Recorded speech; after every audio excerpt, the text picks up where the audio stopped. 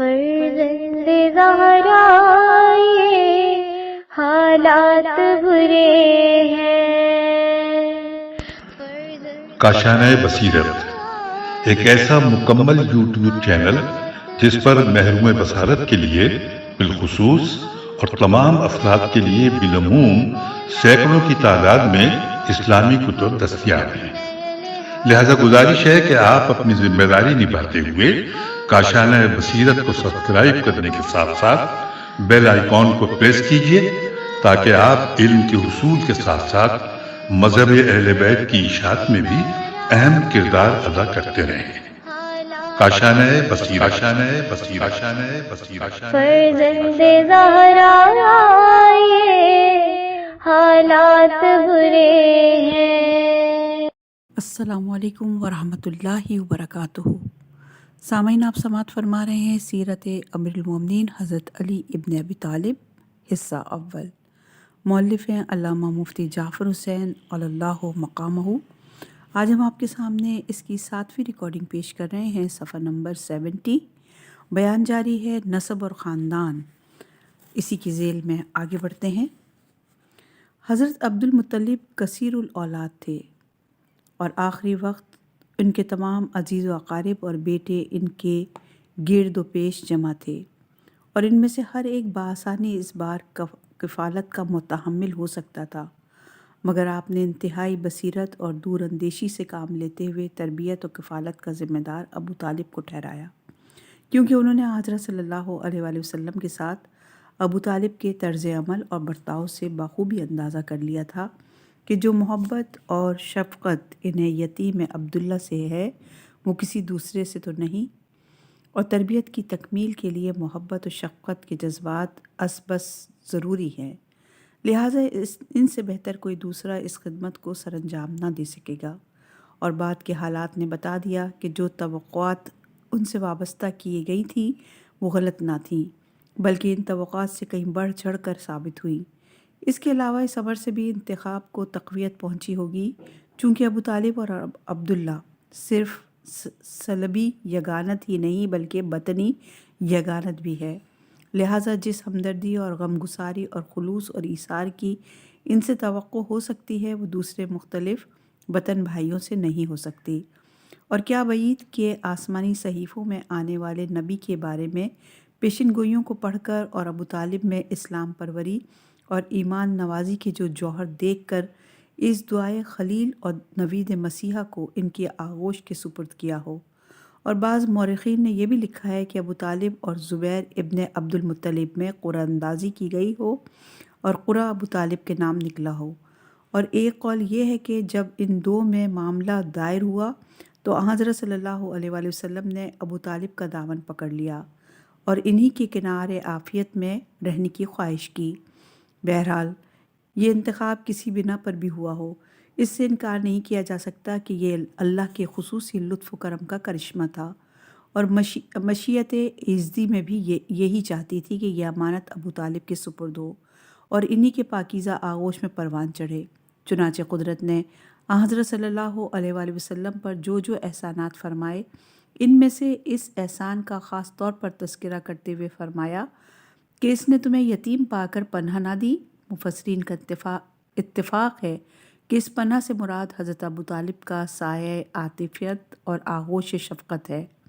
غرض ابو طالب نے اپنے مرنے والے باپ کی وصیت کے مطابق حضرت صلی اللہ علیہ وآلہ وسلم کو اپنے آغوش تربیت میں لے لیا، اور وہ تمام فرائض جو ایک مربی اور نگراں کے ہو سکتے ہیں نہایت حسن و خوبی سے انجام دیے، اور اس طرح محبت اور دل سوزی سے تربیت کی کہ مورخ کے قلم نے اس کا اعتراف کیا۔ ابن سعد نے تحریر کیا کہ ابو طالب رسول خدا سے بے انتہا محبت کرتے اور اپنی اولاد سے زیادہ انہیں چاہتے تھے۔ ان کے پہلو میں سوتے، جب کہیں باہر جاتے تو انہیں ساتھ لے جاتے، اور دنیا جہاں کی ہر چیز سے زیادہ ان پر فریفتہ اور گرویدہ تھے۔ اور یہ روایت موجود ہے طبقات کی جلد نمبر 1 اور صفحہ نمبر 119 پر۔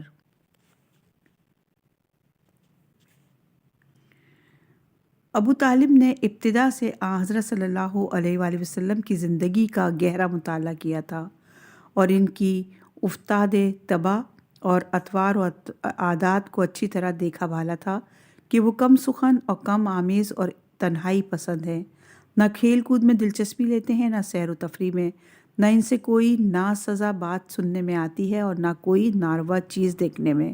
اور پھر عبدالمطلب کی مثالی خودداری اور رکھ رکھاؤ کے باوجود یتیم عبداللہ کے ساتھ ان کی پرشفقت اور عظمت آمیز رویہ بھی دیکھا تھا۔ ان تمام چیزوں نے ابو طالب کو اس قدر متاثر کیا تھا کہ وہ شروع ہی سے حضرت صلی اللہ علیہ وآلہ وسلم کی غیر معمولی شخصیت کے متعلق سوچنے پر مجبور ہو گئے تھے، اور جب آپ سے خوارق عادات اور مافوق العادہ آثار ظاہر ہوتے دیکھے تو بخوبی سمجھ گئے کہ یہ بچہ عام بچوں کی سطح سے بلند ترین ہے اور غیر معمولی عظمت اور عفت کا مالک ہے۔ اسی لیے جہاں محبت ان کے رگ و پے میں سرایت کیے ہوئے تھی، وہاں عقیدت اور واردات اور ارادت بھی ان کے دل میں گھر کر گئی، اور اسی محبت اور عقیدت نے انہیں ہر قسم کی قربانی دینے پر آمادہ کر دیا۔ ابو طالب نے حضرت صلی اللہ علیہ وآلہ وسلم سے جو کرامات اور خوارق عادات دیکھیں، ان میں سے یہ چیز تو ہر روز مشاہدہ کرتے کہ جب حضرت صلی اللہ علیہ وآلہ وسلم دسترخوان پر موجود ہوتے تو کھانا خواہ کتنا کم ہوتا، سب شکم سیر ہو جاتے اور کوئی بھی بھوکا نہ رہتا۔ اس لیے آپ نے یہ معمول قرار دے لیا تھا کہ اگر حضرت صلی اللہ علیہ وآلہ وسلم کھانے کے وقت کہیں ادھر ادھر ہوتے تو نہ خود کھاتے اور نہ کسی کو کھانے کی اجازت دیتے، اور فرماتے جب تک میرا بھتیجا نہ آ جائے کوئی کھانے کو نہ چھوئے۔ جب وہ آتے تو سب مل کر کھانا کھاتے۔ اگر کوئی دسترخوان پر سے کوئی دودھ کا پیالہ اٹھاتا تو کہتے ٹھہرو پہلے میرے بھتیجے کو پینے دو۔ جب وہ پی لیتے تو پھر دوسرے پیتے اور سب سیر و سیراب ہو جاتے۔ ابو طالب بھی دیکھ کر حضرت صلی اللہ علیہ وآلہ وسلم سے کہتے تم تو بڑے ہی بابرکت ہو۔ آپ ایک مرتبہ حضرت صلی اللہ علیہ وآلہ وسلم کے ہمراہ کہیں جا رہے تھے۔ جب عرفے سے 3 میل کے فاصلے پر مقام ذی المجاز میں پہنچے تو پیاس محسوس کی۔ حضرت صلی اللہ علیہ وآلہ وسلم سے کہا کہ اے میرے بھتیجے، کیا آس پاس کہیں پانی مل سکتا ہے؟ حضرت صلی اللہ علیہ وآلہ وسلم اونٹ سے نیچے اترے اور ایک پتھر پر ٹھوکر ماری اور زبان مبارک سے کچھ فرمایا۔ ادھر الفاظ ختم ہوئے، ادھر پتھر سے پانی کا دھارا بہہ نکلا۔ فرمایا چچا پانی پی لیجئے۔ جب پی چکے تو حضرت نے ٹھوکر ماری، ابلتا ہوا چشمہ خشک ہو گیا، اور انہی آثار خیر و برکت کو دیکھ کر ابو طالب انہیں اپنی دعاؤں کا وسیلہ بناتے اور ان کے صدقے سے باران رحمت طلب کرتے۔ چنانچہ ایک دفعہ مکہ میں بارش کے نہ ہونے سے شدید قحط پڑ گیا۔ لوگ خشک سالی سے گھبرا اٹھے۔ کوئی کہتا لات اور عزا سے التجا کریں، کوئی کہتا منات کے آگے گڑ گڑائیں کہ ایک خوش وضع اور خوش فکر بزرگ نے کہا کہاں بھٹک رہے ہو، حالانکہ تمہارے اندر یادگار ابراہیم اور فرزند اسماعیل موجود ہے۔ اور یہ روایت ہے تاریخ اسلام ذہبی صفحہ نمبر 36 پہ۔ لوگوں نے کہا کیا اس سے مراد ابو طالب ہیں؟ کہا کہ ہاں۔ یہ سنتے ہی لوگ ابو طالب کے ہاں آئے اور کہا کہ اے سردار قریش، ہم قحط اور خشک سالی سے تباہ حال ہو چکے ہیں، ہمارے لیے بارش کی دعا کیجیے۔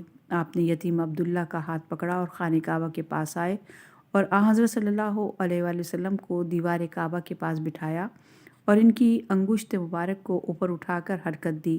بارش کی کوئی آثار نہ تھے، لیکن دیکھتے ہی دیکھتے تیز و تند ہوائیں چلنے لگیں، ابر رحمت جھوم کے اٹھا اور اس شدت سے پانی برسا کہ سوکھی ہوئی زمین سیراب ہو گئی اور خشک صحراؤں میں شادابی آ گئی۔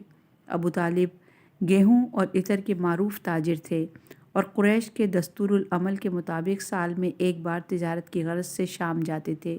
جب ان کے سفر شام کا زمانہ قریب آیا تو انہوں نے حضرت صلی اللہ علیہ وآلہ وسلم سے اپنے سفر کا ذکر کیا مگر آپ کو ساتھ لے جانے کا خیال ظاہر نہ کیا، کیونکہ اس وقت آپ کی عمر 12 سال کی تھی اور دور دراز کے سفر کی صحبتیں جھیلنے کے قابل نہ تھے۔ جب حضرت صلی اللہ علیہ وآلہ وسلم کو معلوم ہوا کہ چچا انہیں ساتھ لے جانا نہیں چاہتے تو وہ ان سے لپٹ گئے اور ساتھ چلنے کی پرزور خواہش کی۔ ابو طالب کو بھی ان کی جدائی گوارا نہ تھی، آخر انہیں ساتھ لے جانے پر آمادہ ہو گئے۔ خدا کی قسم میں انہیں ساتھ لے جاؤں گا اور ہم کبھی ایک دوسرے سے جدا نہ ہوں گے، اور یہ روایت تاریخ خمیس کی جلد نمبر 1 اور صفحہ نمبر 257 پر ہے۔ جناب ابو طالب نے انہیں ساتھ لیا اور شام کی طرف روانہ ہو گئے۔ جب ان کا تجارتی قافلہ شام کے جنوبی حصے میں پہنچا تو وہاں کے ایک راہب جرجیس ابن ابی ربیہ نے، جو بحیرہ کے نام سے مشہور ہے، حضرت صلی اللہ علیہ وآلہ وسلم کو اس قافلے میں دیکھا اور ان سے ایسے آثار مشاہدہ کیے جو نبی خاتم کے لیے مخصوص تھے۔ اس نے انہیں قریب سے دیکھنے کے لیے تمام اہل قافلہ کو اپنے یہاں دعوت دی۔ قریش نے حضرت صلی اللہ علیہ وآلہ وسلم کو سامان کے ساتھ پاس چھوڑا اور اس کے ہاں پہنچ گئے۔ بحیرہ نے جب حضرت صلی اللہ علیہ وآلہ وسلم کو نہ دیکھا تو پوچھا کہ کوئی اور بھی ہے؟ کہا صرف ایک بچہ باقی رہ گیا ہے جسے سامان کی حفاظت کے لیے چھوڑ آئے ہیں۔ کہا کہ اسے بھی بلایا جائے۔ جب حضرت صلی اللہ علیہ وآلہ وسلم تشریف لائے تو بحیرہ نے انہیں سر سے پیر تک بغور دیکھا اور پشت مبارک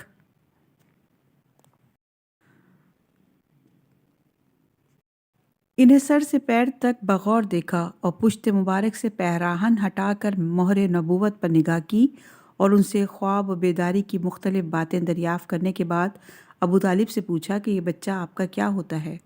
ابو طالب نے کہا میرا بیٹا ہے۔ بحیرہ نے کہا یہ آپ کا بیٹا تو ہو نہیں سکتا، اور ان کے سراپے پر نظر آنے کے بعد میں کہہ سکتا ہوں کہ ان کے والد کو زندہ نہ ہونا چاہیے۔ ابو طالب نے کہا یہ میرا بھتیجا ہے اور میرا پروردہ ہے، ان کے والد کا انتقال ان کی پیدائش سے پہلے ہی ہو چکا ہے۔ بحیرہ نے کہا انہیں یہیں سے واپس لے جائیے، ایسا نہ ہو کہ یہود ان کے در پہ آزار ہو جائیں اور انہیں گزن پہنچائیں۔ یہ ہدایت کے پیغمبر اور نبی مرسل ہیں۔ اہل قافلہ میں سے کچھ لوگوں نے پوچھا کہ تم نے کیوں کر جانا کہ یہ نبی اور رسول ہوں گے؟ کہا جب تمہارا قافلہ پہاڑ کی بلندی سے نیچے اتر رہا تھا تو میں نے دیکھا کہ تمام درخت و پتھر سجدے میں جھک گئے ہیں، اور جدھر یہ بچہ جاتا ہے ابر سایہ کیے ہوئے ہوتا ہے۔ اس کے علاوہ اس کے خد و خال، شکل اور شمائل اور حسب و نسب کا تذکرہ میں نے آسمانی صحیفوں میں پڑھا ہے۔ اس بنا پر کہا ہے کہ یہ اللہ کے رسول اور سردار انبیاء ہیں۔ جب حضرت کا سن 20 برس کا ہوا تو ایک دن انہوں نے ابو طالب سے ذکر کیا کہ میں خواب میں 3 نورانی پیکروں کو دیکھتا ہوں۔ ان میں سے ایک میری طرف اشارہ کر کے اپنے دونوں ساتھیوں سے کہتا ہے کہ یہ ہیں وہ جس کی نصرت وقت آنے پر تمہیں کرنا ہوگی، اور اس کے علاوہ کوئی بات نہیں کرتا۔ ابو طالب نے مکہ کے ایک عالم سے اس کا تذکرہ کیا۔ اس نے حضرت صلی اللہ علیہ وآلہ وسلم کو غور سے دیکھا اور کہا کہ خدا کی قسم یہ پاکیزہ روح کے حامل اور پاکیزہ نبی ہیں۔ ابو طالب نے ان سے کہا کہ چپ رہیے اور اس سے ظاہر نہ کیجیے، ایسا نہ ہو کہ انہی کی قوم رشک و حسد کی بنا پر ان کی دشمن ہو جائے۔ تم نے جو کہا ہے صحیح کہا ہے اور میں اس سے بے خبر نہیں ہوں۔ میرے والد عبد المطلب مجھے بتا گئے تھے کہ یہ اللہ کی بھیجے ہوئے نبی ہیں، اور مجھے ہدایت کی تھی کہ میں اس بات کو پردہ خفا میں رکھوں تاکہ دشمن اس کے خلاف نہ بھڑک اٹھیں۔ اور یہ روایت تاریخ یعقوبی کی جلد نمبر 2 اور صفحہ نمبر 14 پر۔ یہ واقعات اور حالات ابو طالب کے لیے تصدیق نبوت کی راہیں ہموار کر چکے تھے، اور آفتاب نبوت کے برکندہ نقاب ہونے سے پہلے ان کے دل پر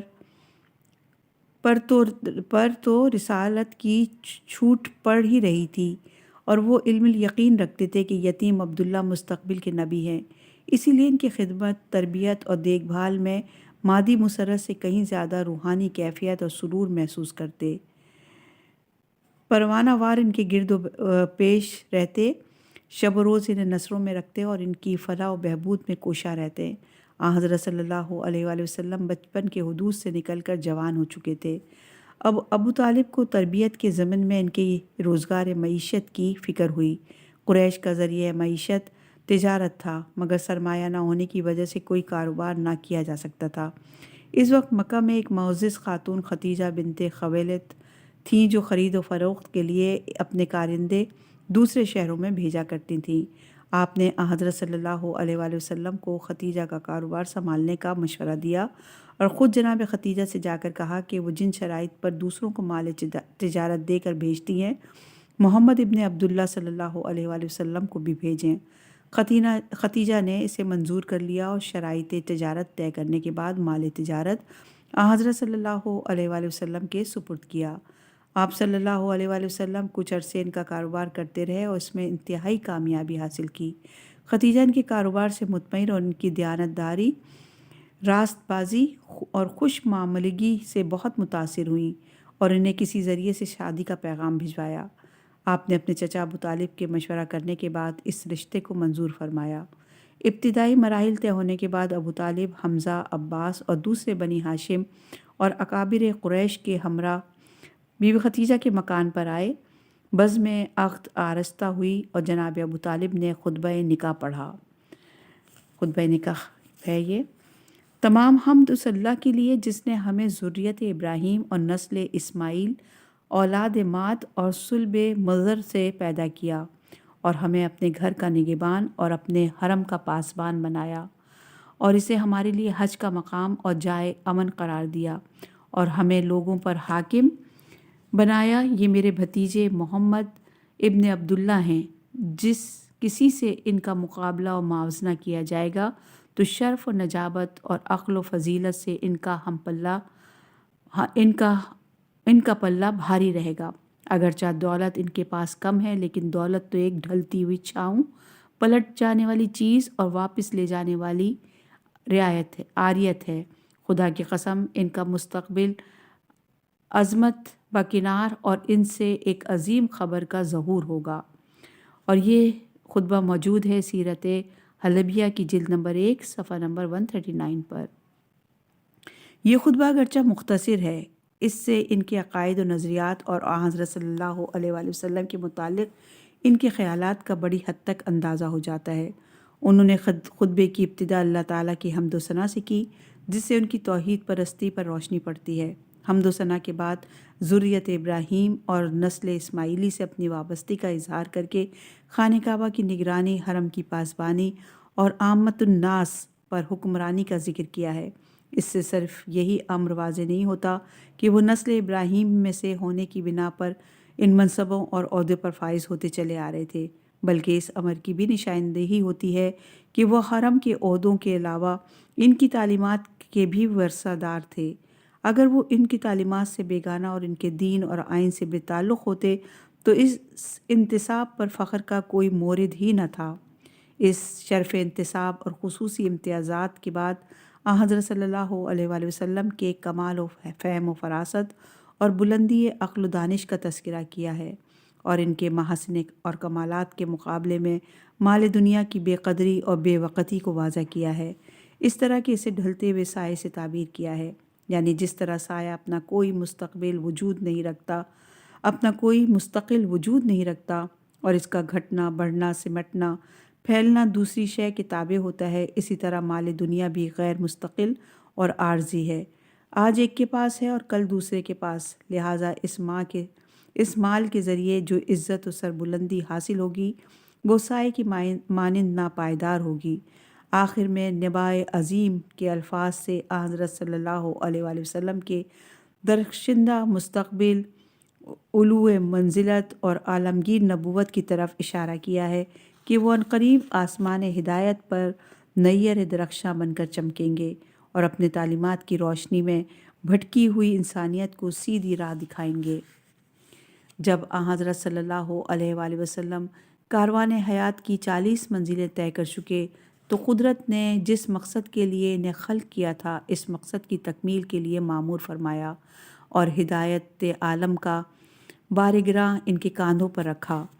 آپ کفر و شرک کی گھٹا ٹوپ اندھیاروں میں ہدایت کے دیے جلانے اور اسلام کا پیغام گھر گھر پہنچانے کے لیے اٹھ کھڑے ہوئے۔ بعثت کی ابتدائی سالوں میں دائرہ تبلیغ محدود اور دعوت اسلام بڑی حد تک مخفی تھی۔ گنے چنے افراد کے علاوہ دوسروں سے اظہار اسلام میں احتیاط برتی جاتی تھی۔ نماز کے لیے تنہائی کے مواقع ڈھونڈے جاتے تھے، کبھی مکانوں میں چھپ کے عبادت کرتے اور کبھی حضرت علی علیہ السلام کو ساتھ لے کر پہاڑوں کی گھائیوں کی طرف نکل جاتے اور وہاں نماز ادا کرتے۔ ایک مرتبہ ابو طالب نے ان دونوں کو پہاڑ کی ایک کھائی میں نماز پڑھتے دیکھ لیا۔ آپ نے علی کو بلایا اور ان سے پوچھا، یہ کون سا دین ہے جو تم نے اختیار کیا ہے؟ کہا، میں اللہ اور اس کے رسول محمد ابن عبداللہ صلی اللہ علیہ وآلہ وسلم کے دین پر ہوں۔ ابو طالب نے یہ سنا تو کہا، تم ان سے چمٹے رہو، یہ تمہیں نیکی اور ہدایت ہی کی راہ بتائیں گے۔ اور یہ روایت ہے تاریخ طبری جلد نمبر 2 صفحہ نمبر 58 پر۔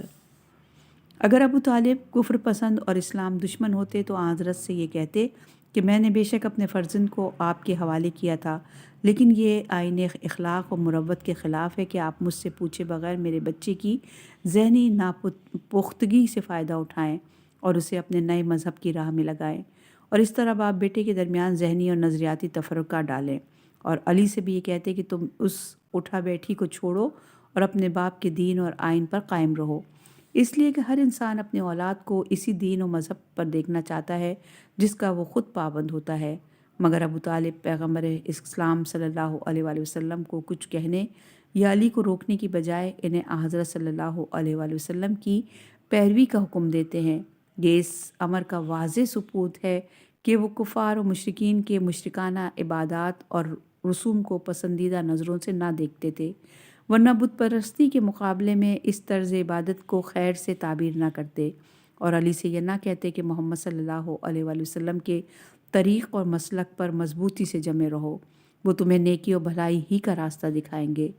اس سے یہ حقیقت بڑی حد تک آشکارا ہو جاتی ہے کہ ابو طالب ذہنی طور پر اسلام سے پورے ہم آہنگ اور ہموطن اس کی پذیرائی کے لیے آمادہ تھے۔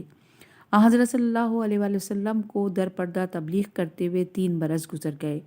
جب 4تھا سال شروع ہوا تو اعلانیہ تبلیغ اسلام کا حکم آیا۔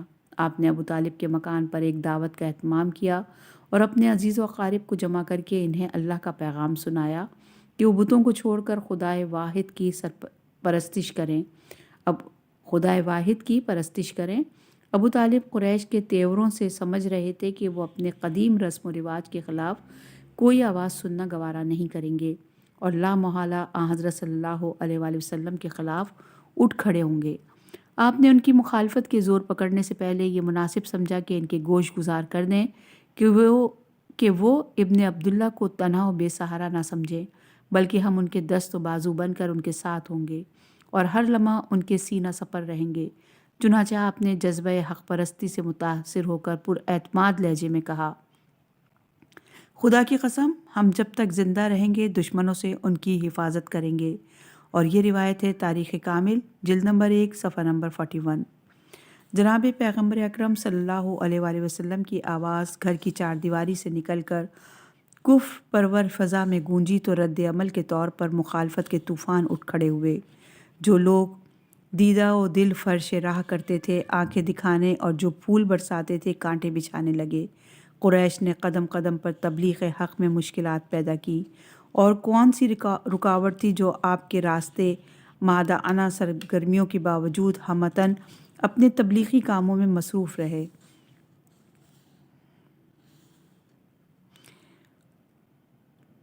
ایک وفد کی صورت میں ابو طالب کے پاس قریش نے یہ صورتحال دیکھی تو وہ ایک وفد کی صورت میں ابو طالب کے پاس آئے اور کہا کہ آپ فرزند عبداللہ کے طور طریقے دیکھ رہے ہیں۔ انہوں نے چند کم حیثیت لوگوں کو بہلا پھسلا کر اپنے دین میں داخل کر لیا ہے۔ ہم چاہتے ہیں کہ ان سے روبرو بات کریں اور آپ بھی انہیں سمجھائیں کہ وہ اپنا رویہ بدلیں اور اس نئی اپچ سے باز آئیں۔ ابو طالب اٹھ کھڑے ہوئے، حضرت کے پاس آئے اور کہا کہ چند رؤسائے قریش آپ سے کچھ کہنا چاہتے ہیں، اگر مناسب سمجھیں تو ان کی بات سن لیں۔ حضرت صلی اللہ علیہ وآلہ وسلم باہر تشریف لائے اور ان لوگوں سے پوچھا کیا کہنا چاہتے ہو؟ انہوں نے کہا کہ ہم یہ بات آپ کے گوش گزار کرنا چاہتے ہیں کہ آپ ہمارے بتوں سے کوئی سروکار نہ رکھیں اور انہیں برا بھلا نہ کہیں اور نہ ہمارے دین و مذہب پر حملہ کریں۔ اگر آپ نے ہمارا یہ مطالبہ مان لیا تو ہم آپ کے کسی کام میں دخل نہیں دیں گے، آپ جانیں اور آپ کا کام۔ فرمایا میں یہی تو چاہتا ہوں کہ اللہ ایک ہی ہے، اسی کی عبادت کرو اور اسے چھوڑ کر اپنے خود ساختہ خداؤں کی پرستش نہ کرو، اور یہ میرا فرض منصبی ہے کہ میں بت پرستی کی مذمت اور خدا پرستی کی تبلیغ کروں۔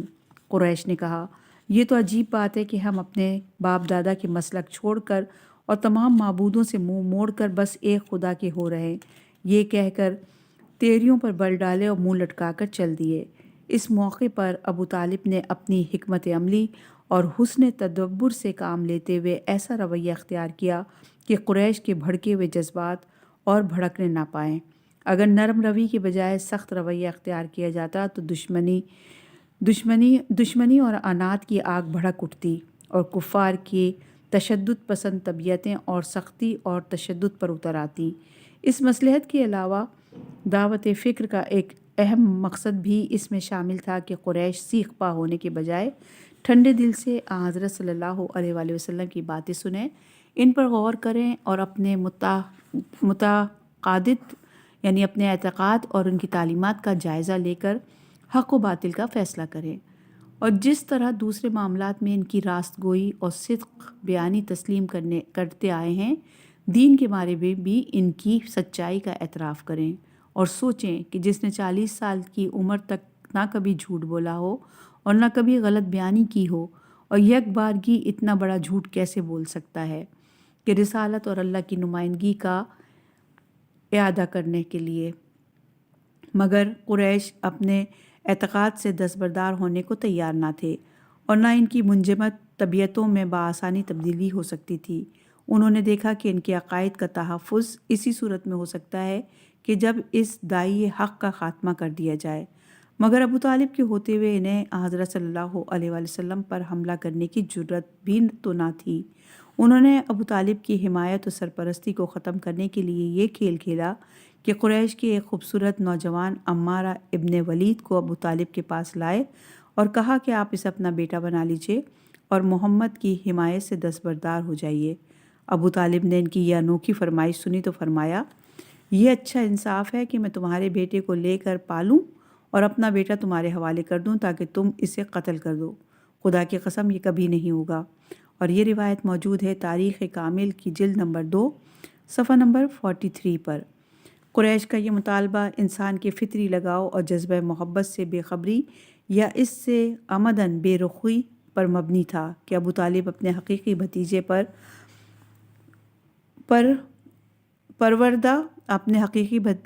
اور پروردہ کو خونخوار درندوں کے حوالے کر دیں اور ایک اجنبی اور بیگانے کو لے کر پالے پوسے۔ ایک معمولی سطح کا انسان بھی اسے گوارا نہیں کر سکتا، چہ جائے کہ ابو طالب ایسا باحمیت انسان جو پناہ مانگنے والوں کے لیے بھی مضبوط اور تندہی سے جم جاتا ہے اور اپنے جگر بند کو اس آسانی سے خون آشام تلواروں کے سپرد کر دے اور اپنی حمیت، مروت اور شرف کا کچھ بھی پاس و لحاظ نہ کرے۔ قریش کی اس پیشکش سے ان کی پست ذہنیتوں کا اندازہ کیا جا سکتا ہے کہ وہ حضرت صلی اللہ علیہ وآلہ وسلم کی دشمنی میں کس حد تک ہوش و خرد کے تقاضوں سے دور ہو چکے تھے، اور ایسے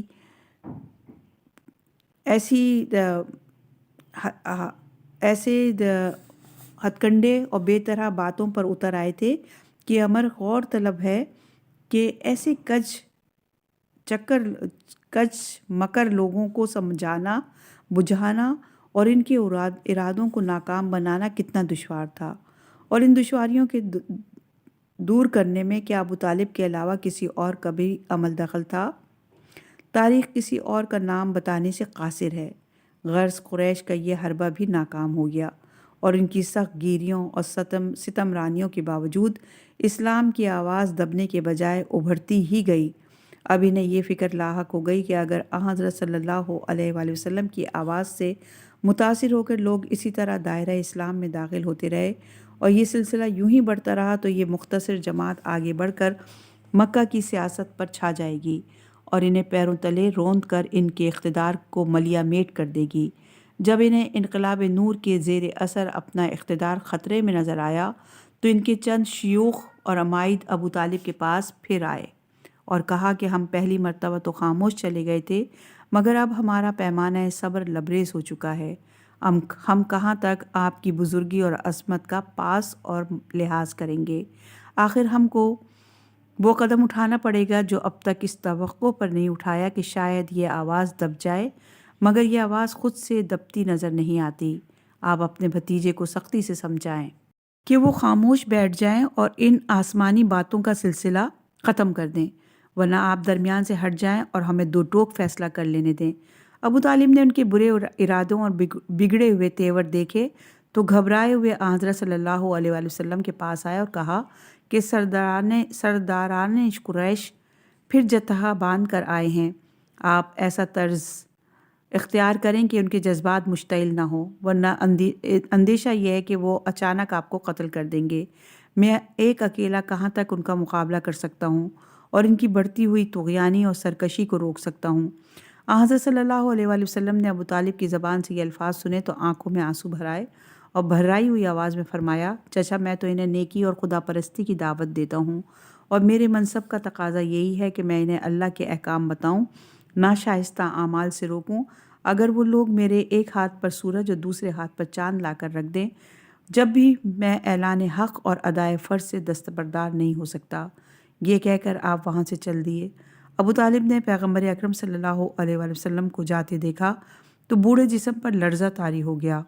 آواز دے کر پیغمبر اسلام صلی اللہ علیہ وآلہ وسلم کو روکا اور ان کے عزم و استقلال سے متاثر ہو کر پوری خود اعتمادی سے کہا، برادر زادے جائیے اور جو چاہے کہیے، خدا کی قسم میں کبھی آپ کا ساتھ نہیں چھوڑوں گا۔ اور یہ روایت ہے تاریخ طبری، صفحہ نمبر کچھ مس پرنٹ ہے، صحیح واضح طور پہ نہیں پڑھا جا رہا۔ ابو طالب کے اس جرأت مندانہ جواب سے پیغمبر کے آنسو پونچھ گئے، پرعزم دل کا حوصلہ بڑھ گیا اور تنہائی اور بے یاری کا احساس جاتا رہا۔ اس تجدید عہد کے بعد ابو طالب نے قریش کی طرف رخ کیا اور کہا کہ آپ لوگ کیا کھڑے ہیں، جائیے، خدا کی قسم میرے بھتیجے کی زبان کبھی جھوٹ سے آشنا نہیں ہوئی۔ اور یہ روایت اصابہ الف سواد الف بے ہے، جلد نمبر 4 اور صفحہ نمبر 116 پر موجود ہے۔ قریش کے ان وفدوں میں اگرچہ ابو طالب کو ایک واسطہ اور ذریعہ ٹھہرایا جاتا رہا ہے، مگر وہ کسی موقع پر قریش کے مسلک کی تائید اور ہمنوائی کرتے نظر نہیں آتے۔ اگر وہ ان کے نظریات کے ہمنوا ہوتے تو جہاں پیغمبر کو قریش کا پیغام پہنچاتے تھے وہاں یہ بھی کہہ سکتے تھے کہ آپ ان کے مذہب کے خلاف کچھ نہ کہیں اور نہ بتوں کی مذمت کریں، آخر میں بھی انہی کے مذہب اور آئین پر ہوں۔ مگر تاریخ یہ بتانے سے قاصر ہے کہ آپ نے کبھی ان کی ہمنوائی کی ہو، بلکہ صرف ایک پیغمبر کی حیثیت سے پیغام پہنچاتے رہے، اور کچھ کہتے بھی تھے تو قریش کے خلاف پڑتا تھا۔ قریش بھی ان کے طرز عمل سے سمجھ گئے تھے کہ ان کی تمام ہمدردیاں اپنے بھتیجے کے ساتھ ہیں، اور ان سے کبھی یہ امید نہیں کی جا سکتی کہ وہ حضرت صلی اللہ علیہ وآلہ وسلم کی نصرت اور حمایت سے دستبردار ہو کر ان کا ساتھ چھوڑ دیں گے۔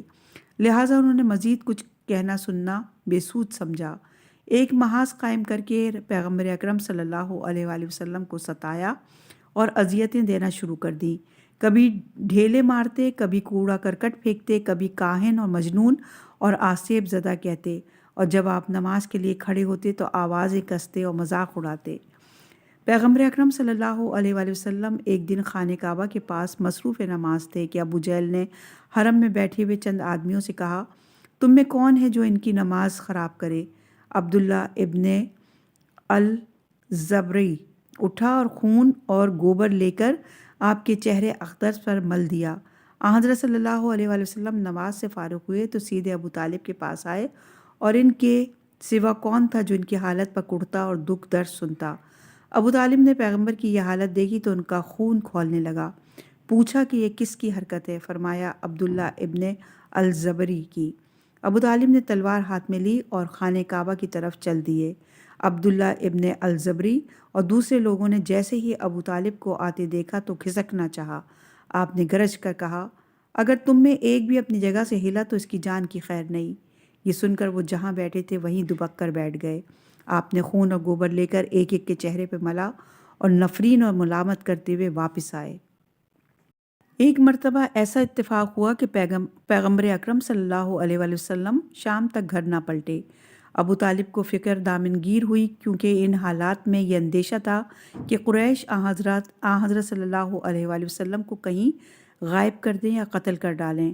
آپ نے جہاں جہاں حضرت صلی اللہ علیہ وآلہ وسلم کے ملنے کا امکان تھا ڈھونڈ ڈالا، مگر کہیں پتہ نہ چل سکا۔ آپ نے چند ہاشمی نوجوانوں کو بلایا اور ان سے کہا کہ تم اپنی آستینوں میں تیز دھار خنجر چھپا کر سرداران قریش میں سے ایک ایک کے پہلو میں بیٹھ جاؤ، اور ایک ابو جہل کے پاس اگر یہ سنو کہ محمد صلی اللہ علیہ وآلہ وسلم قتل کر دیے گئے ہیں تو تم ایک دم ان پر ٹوٹ پڑنا اور سب کو بے دریغ قتل کر دینا۔ ہاشمی نوجوانوں نے خنجر سنبھالے اور سرداران قریش کو اپنی زد میں لے کر بیٹھ گئے۔ ابو طالب تلاش میں سرگردہ تھے کہ کوہ صفا کی جانب سے زید ابن حارثہ کو آتے دیکھا۔ پوچھا کہ تم نے میرے بھتیجے کو کہیں دیکھا ہے؟ کہا کہ ہاں، میں ابھی ان کے پاس سے آ رہا ہوں، وہ کوہ صفا کے دامن میں تشریف فرما ہے۔ فرمایا انہیں ابھی بلا کر لاؤ، میں جب تک انہیں زندہ و سلامت دیکھ نہ لوں گا گھر واپس نہیں جاؤں گا۔ زید نے حضرت صلی اللہ علیہ وآلہ وسلم کو ابو طالب کی پریشانی کی خبر دی۔ آپ فوراً اٹھ کر چچا کے پاس آئے۔ ابو طالب نے انہیں صحیح اور سالم دیکھا تو اطمینان ہوا۔ دوسرے دن آپ پیغمبر اکرم صلی اللہ علیہ وآلہ وسلم اور ہاشمی نوجوانوں کو لے کر قریش کے پاس آئے اور ان نوجوانوں سے کہا، جو چیز تم چھپائے ہوئے ہو اسے ظاہر کر دو۔ سب نے آستینوں سے خنجر نکال کر دکھائے۔ قریش نے پوچھا کہ یہ خنجر کیسے ہیں؟ کہا، کل محمد صلی اللہ علیہ وآلہ وسلم دن بھر غائب رہے، مجھے اندیشہ ہوا کہ کہیں وہ قتل نہ کر دیے گئے ہوں۔ میں نے ان ہاشمی نوجوانوں کو مامور کیا تھا کہ اگر محمد صلی اللہ علیہ وآلہ وسلم کے قتل کی خبر آئے تو سرداران قریش پر حملہ کر دینا اور ان میں سے کسی ایک کو بھی زندہ نہ چھوڑنا، لہٰذا ان تیز دھار خنجروں کو اچھی طرح دیکھ بھال لو۔ اگر تم محمد صلی اللہ علیہ وآلہ وسلم کو قتل کر دیتے تو خدا کی قسم میں تم میں سے ایک کو بھی زندہ نہ چھوڑتا، ہم بھی مارے جاتے اور تمہیں بھی موت کے گھاٹ اتار دیتے۔ اور یہ روایت ہے طبقات ابن سعد، جلد نمبر 1 صفحہ نمبر 203 پر۔ بیان ابھی جاری ہے، انشاءاللہ کہ اگلی ریکارڈنگ میں مزید اس پر گفتگو کرتے ہیں۔